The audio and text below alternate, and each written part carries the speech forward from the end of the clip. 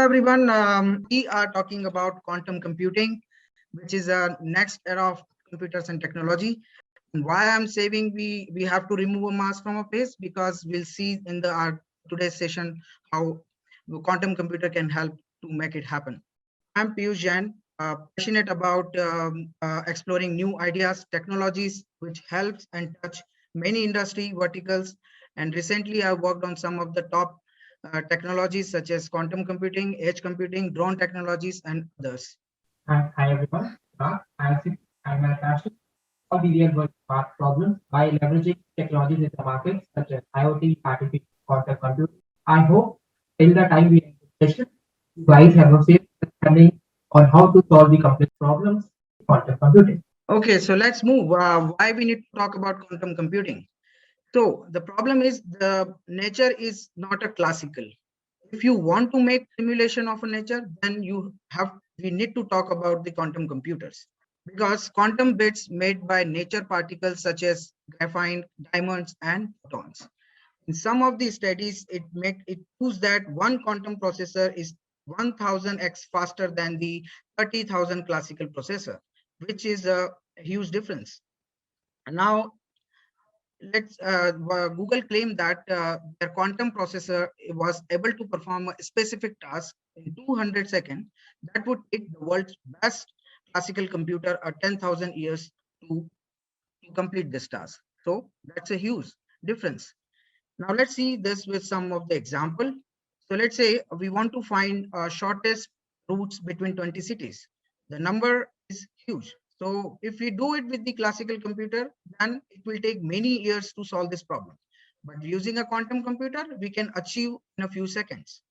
Based on this theory, recently Volkswagen and D-Wave quantum computers created a prototype where they have put on 9 buses, and using a quantum algorithms, they are able to uh, make a difference, which like getting a shortest path in a very less time or almost in a real time, through which they have reduced traffic, they reduce the time in a very good way. So this way we can understand like why we need to talk quantum computers, and some people are already doing in the real world. Let's understand with another example. So quantum computer, in some studies, it says that quantum computer with around 4,000 perfectly qubits can break RSA 204 encryption, which is used for transferring data over internet, as we know, in 10 seconds instead of 3 trillion years. So wow and worry, as it's maybe if you feel like someone can steal your hard-earned money from your bank account, but we is still safe because the biggest quantum computer has currently developed is only support 72 qubits. So we are still safe, but in future it might possible, like in few years, as a lot of people are already doing a lot of research and things in quantum computer. So in future it might possible that someone will develop this algorithm and can break all the secure data that we are that is traveling over the internet right now with RSA encryption. So it's time to move further and do the encryption using a quantum computer instead, so that our banking system is safe, and we are also safe our system from any cyber attacks. Now we thinking like how this quantum computer works. So why we are saying like it is too much powerful and all that. So let's understand the concept, like why I'm saying that. So quantum, so let's say comparison with the classical computer. So classical computer, what we have currently or on your laptop, it is working on a bit. Bit means 1 or 0, and it can have one state at the same time. So whatever processor that you are using, it can only process one state at a time.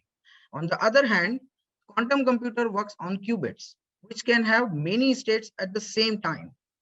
So your processor can execute multiple state at the same time, which can exponentially grow your power of computational power. Let's understand with simple example. Let's say you have a coin, and you are rounding that rotating that coin. In the rotating state itself, it is very hard for you to understand like it is a head or tail. So based on certain probability, maybe you can say okay, it is head or tail, but it's very hard to judge. Same way, when the qubit is in active state, it is come into the superposition. At that time, it can produce many states, and those states, like at a time, processor can calculate, which makes the process very faster. Now, let's understand with very simple example with this matchbox. Let's say a ball is there, and which this ball has to find the exit path. So with the classical computer, if you see this diagram, the classical computer, since the classical computer works on a bit which has one state at the same time, your processor will can execute only one state at a time. So when the ball is dropped from the top, it has to travel to the complete path of a matchbox from start to end, and then finally it can conclude to the exit path. So it takes like for this small box, it takes like 4 steps to find the exit path. On the other hand, if I'm talking about quantum computer, which works on the qubits, which can have many states at the same time, your processor can execute those all state at one time. So here you see when the ball is dropped on the top, the states are splitting, and the other states will finding the different traverse to the complete path of a matchbox. The one state will traverse till the end of the exit path in the one shot. Based on the probability and based on the quantum properties, they are able to match this in a one shot, which you see that there is a huge difference among this. It's a small matchbox, if you talk about very big matchbox, then you can see the difference is huge. Here in the classical computer, it will take like 4 steps, and in the quantum computer, it takes only one step to find the exit path. So here you see the difference. Let's go in more deeper and like understand basically how the quantum computer algorithm execution with the help of quantum properties. So there are some quantum properties. So here we see in the left, there are 3 qubits, and when these qubits will come into the active state, which we called as superposition property of quantum computer, it can have a many states. As you see here, 0, 0, 1, 0, like that, we can have a many states. So its co-position is called as superposition. Now there is another property which we call the entanglement. Here, what happened is 2 states are doing a correlation between them. So if I know the one state, I can easily predict the other state also based on the probability, which we call the entanglement, and through which are basically the problem will move towards the output very quickly. Now at the third property, we called as interference. Interference is something like it basically do shrink all the incorrect answers. As you see here, the other states are 0, 0, and only one state will make the highest probability, and it will make your results very faster. So using these 3 property, basically we can write a quantum algorithm or any complex algorithm we can write to solve any real world problem. We can see more in the demo that we have prepared of these properties, how it works. Now, it is also important to understand what is the impact of a quantum computing in recent future or in like after 4 or 5 years. So here you see, this is this image you see, this is the small part of a human body, and where you see the cells, there are some red cells and there are some white cells. So some in the human body, some cells are bad cells, some cells are good cells. So when you want to identify any disease in your body, you apply some drug here, and how this drug will apply to your body and how it reacts to your body cells, it is not very easy to identify and not easy to understand. So in the classical world, it will take many years to research any new medicine or something, but in the quantum computer have a property of solving an exponential problem, and using a protein modeling, we can able to get or create any new medicine in very short time with 100% accuracy. The impact of this is huge. As you understand here, the world will be prepared in future to fight against any pandemic like COVID-19 using quantum computing. So now, if quantum computing is still in research and development, but let's say in future we are able to do or create a powerful quantum computer, then it can solve any such drug research and other things can be possible, and we can fight with any such pandemic like a COVID-19. And that's the reason I have to remove my mask from my face. So Let's more understand what other areas and impact of quantum computers. So now several government institution and private firms are actually heavily investing around 15 billion USD dollar by 2025 in quantum research and development. Here you can see this diagram. China is already investing a high. The USA is also there, and India is also there. In the budget 2020, our finance minister declared 8,000 crore rupees for quantum research and development. So you see the impact is huge. And why these people are saying? Because there are the opportunities, are various opportunity in this sector. So like it can do a better weather prediction so that we can be prepared for any natural disaster in upfront. It can also, like I said, we can do a better chemical formation so that we can produce any new medicine or research in a faster way and with 100% accuracy. It can also help for doing the financial modeling where we need to do a risk assessment, or you need to target your audience or something. So those kind of things you can also make it faster using a quantum computing. And at the last, most importantly, artificial intelligence. So everybody know like artificial intelligence works on the huge amount of data. So if the power of quantum computing and the artificial intelligence when work together, then that can make a miracle. So that's a huge impact of a quantum computing. Now, we all talk about all the different concept of quantum computing, how its impact and all. Now it's time to do a quick demo, like actually how the quantum computer algorithms or how it works in real world. Okay, so with this particularly this session, we have created one demo.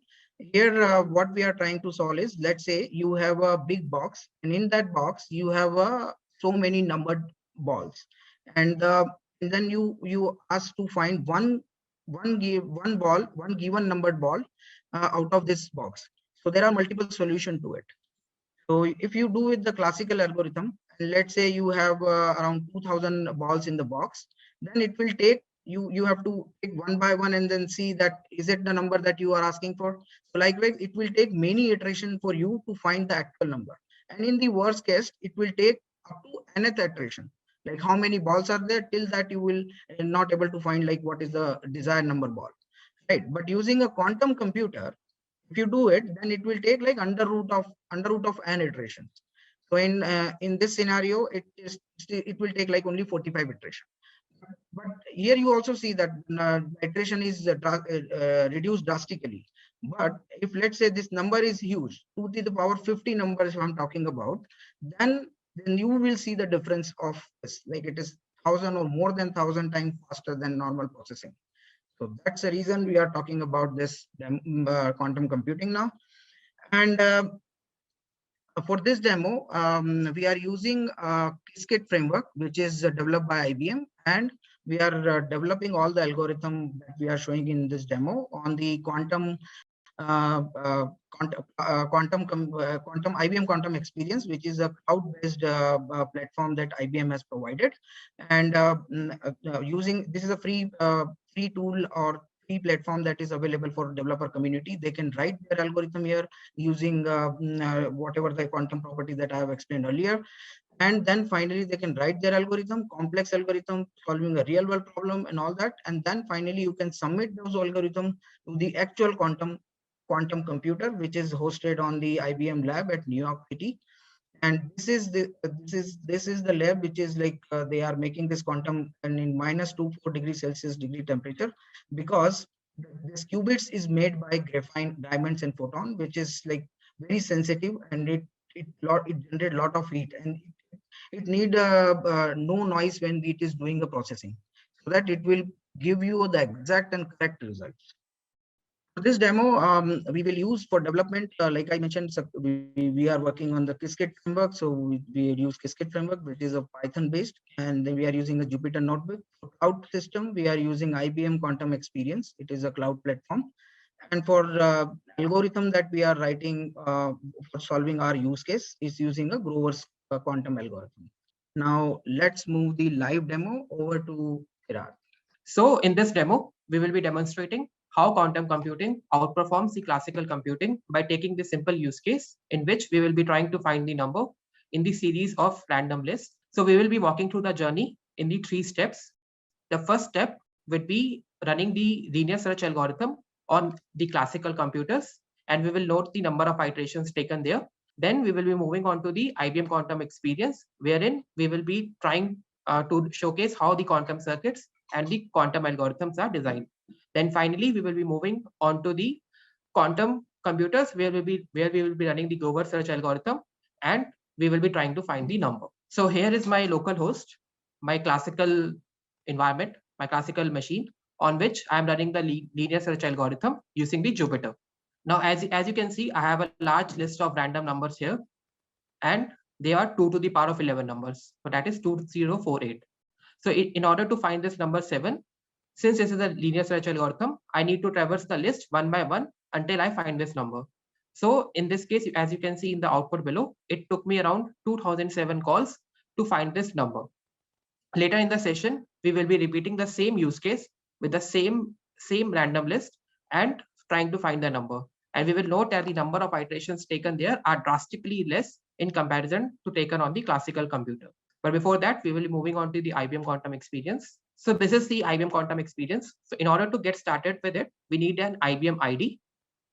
In order to generate the IBM ID, we need a normal registration process. It's an open source platform wherein every user can design and analyze the algorithms and execute them on the actual IBM quantum computers.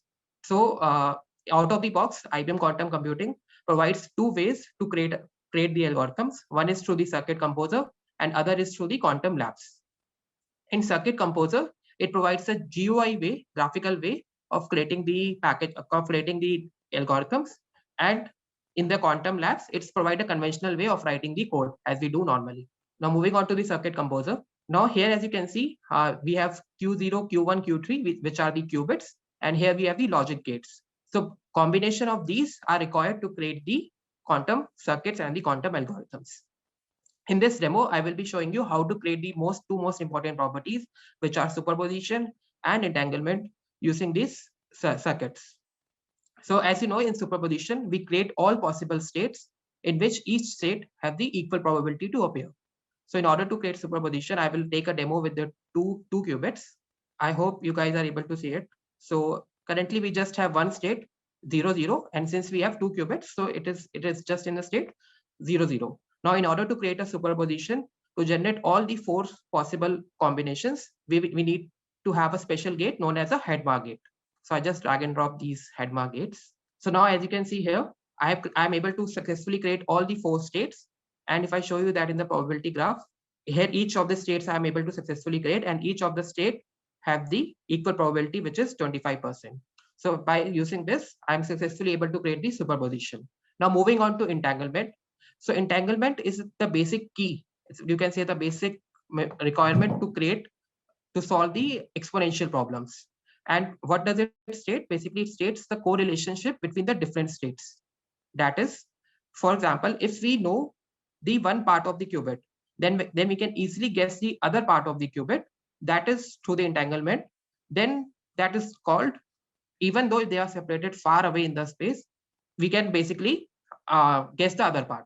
So isn't this interesting? We will see this in action. Like if we know the one part and we can guess the other part, and we can basically determine the state of the qubit, no matter how far they are in the space. So let's create this entanglement. So now you can see I just have 2 states, which are 0, 1 and 1, 0.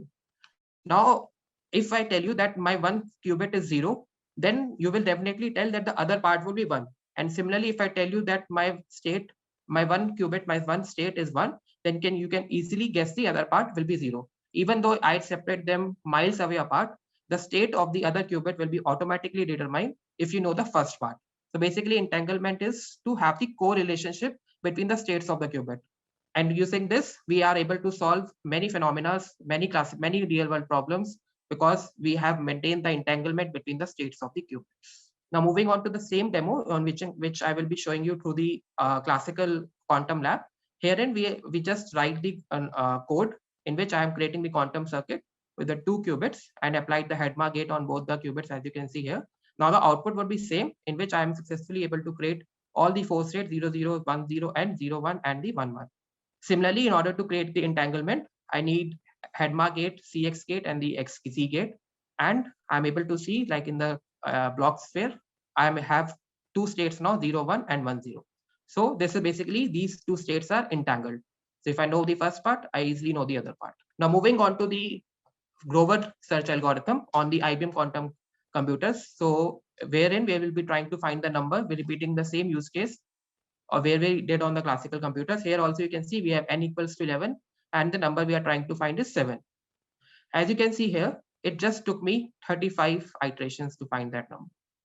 As comparison to the linear search algorithm, where it took around 2007 calls to find the number, it just took me 35 iterations to find that number. This is really unrealistic, I believe, right? So how basically this happened? So what happened behind the scenes? So how is quantum computing working so faster? So there's a concept behind, so all the three properties which I told you, interference, superposition, and entanglement, are required to design this algorithm. So in each step is, if you see, we have a phase oracle and a diffuser. The combination of both these steps, what it does, it basically higher the probability of the number which we are trying to find, and on the other hand, decreasing the probability of the other numbers which are unwanted. So hiding the probability of the number which you are trying to find till it reaches to the level of state 1, and other number reaching the probability of 0. So if I show you the probability graph now, so as you can see, this is number the 7 in binary format, and the probability of this is close to 1, and for other numbers it has decreased to 0. So in this way, we were successfully able to find the number 7 using the Grover search algorithm on the IBM quantum computers. Now this demo I am actually executing on my quantum simulators right now. So as we have simulators for other environments like Android, so we have simulators to execute the quantum algorithms also. So in order to execute them on the actual quantum computers, which are located at the IBM, so we need to have a least BZ device.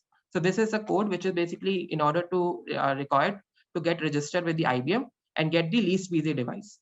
So here, as you can see, I have got the one least BZ device, which is IBM Q Centigo. This is the device which is located at the IBM. Now, in order to, now this device is basically at the device at the IBM. Similarly, we can submit our algorithms to the IBM quantum device.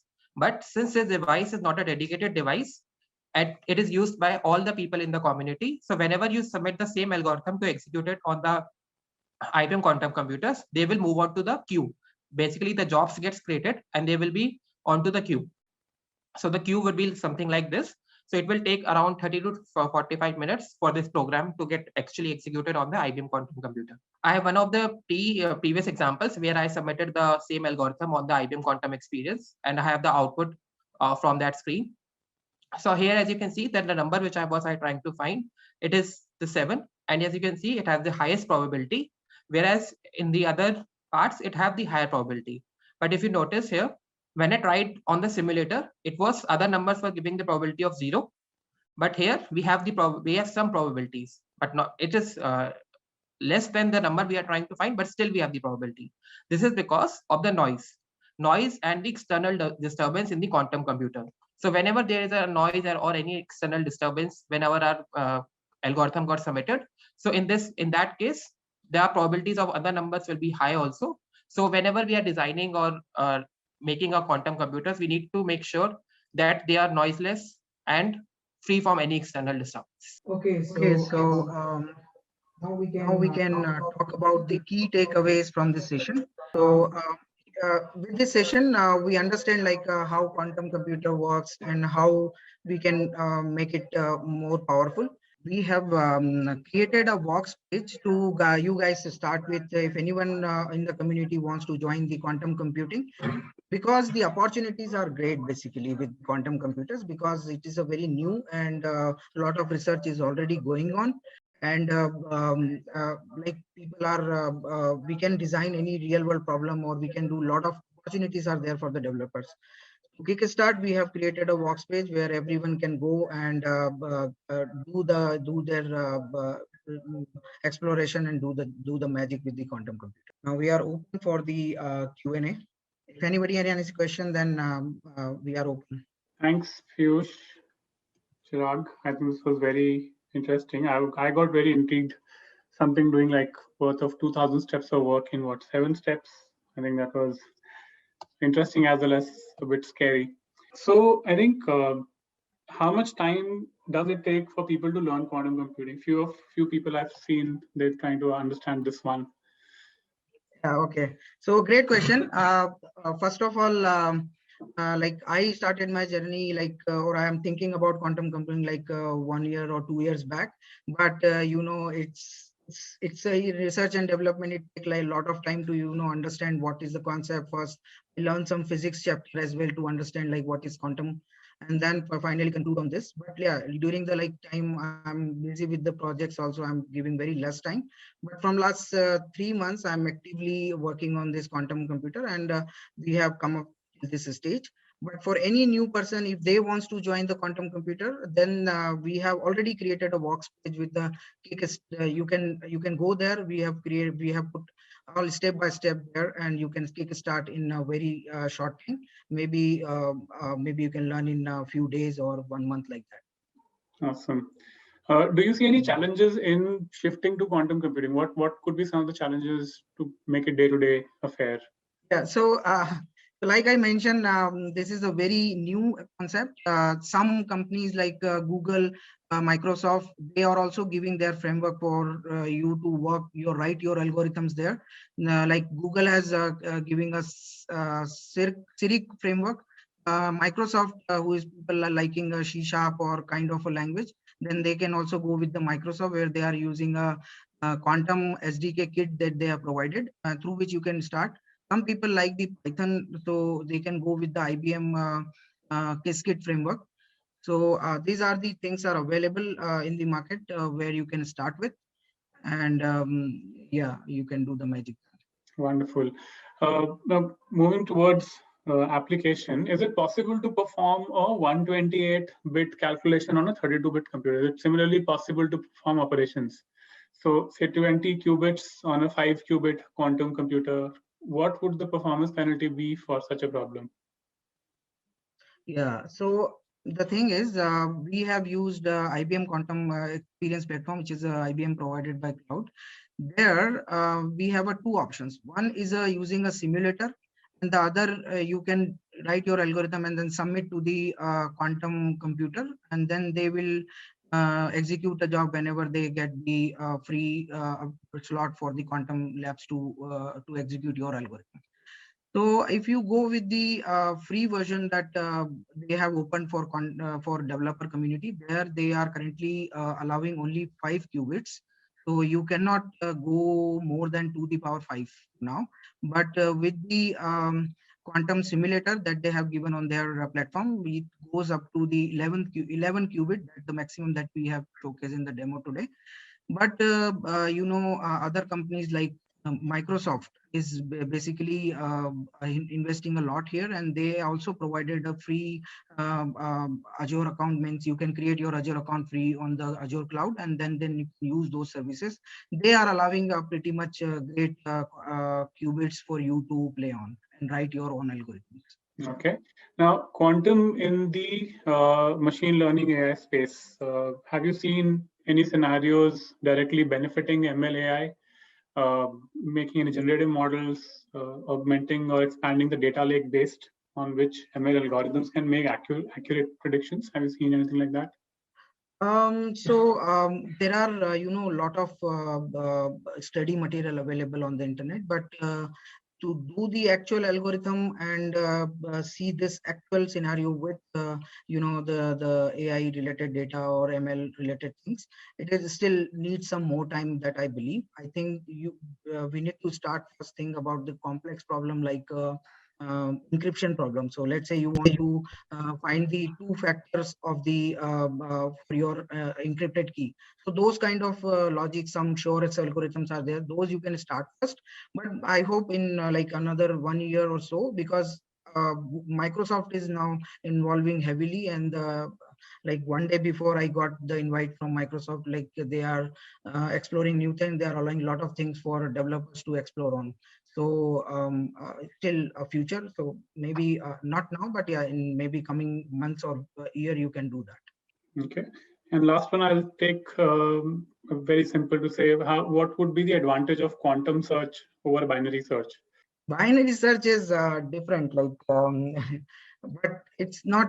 See, we have seen the power of quantum computer. It's nowhere close to the classical computer is nowhere close to the quantum computer, because the mechanism is totally different.